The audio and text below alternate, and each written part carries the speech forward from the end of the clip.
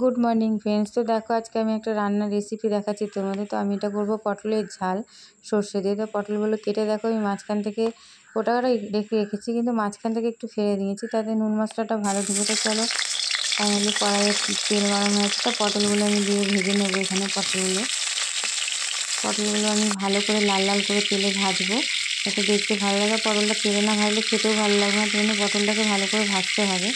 তো আমি পটলটাকে এখানে ভালো করে নুন দিয়ে হলুদ দিয়ে ভেজে নিচ্ছি দেখো। তো আমার চ্যানেলটা যদি তোমাদের ভালো লাগে তো প্লিজ একটু শেয়ার করো।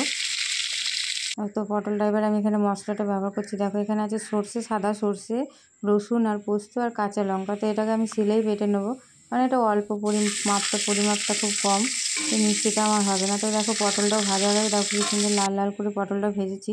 তো এবার তেলটার মধ্যে আমি একটু কালো জিরে দিয়ে দিলাম ফোড়ন। কালো জিরেটা দেওয়া হয়ে গেলে আমি এবার বেটে রাখা মশলাটা দিয়ে দেবো, যেটা সর্ষে পোস্ত বেটেছিলাম।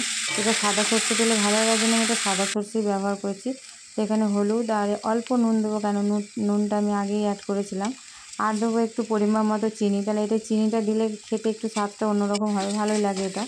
তো এটা তোমরা গরম ভাতের সাথে খেয়ে দেবে, খুব ভালো লাগবে। রান্নাটা একবার করে কেমন হচ্ছে আমাকে কমেন্ট করে বলো। তো এখানে পরিমাণ মতো আমি জলও দিয়ে দিলাম। এবার ভেজে রাখা পটলগুলো আমি ঝোলটার মধ্যে দিয়ে দেবো দেখো। যতটা পটল ততটাই জল দেবে, তোমরা মাপ মতো জল দেবে। তো এখানে যে ভাজে রাখা পটলগুলো জল দিয়ে আমি কিছুক্ষণের জন্য এটা 2 মিনিটের মতন এটা ফুটতে দেবো, তাহলে পটলগুলো ভালো হয়ে যাবে। এটাকে আমি এবার ঢাকা দিয়ে দিচ্ছি দেখো। ফাইনালি পটলগুলো হয়ে গেছে দেখো, কত সুন্দর কালার এসেছে। তো এটা গরম ভাতের সাথে খেয়ে আমাকে কমেন্ট করে বলো তোমরা কেমন লাগছে। তো দেখো এই যে রান্নাটা দেখো এরকম হয়েছে।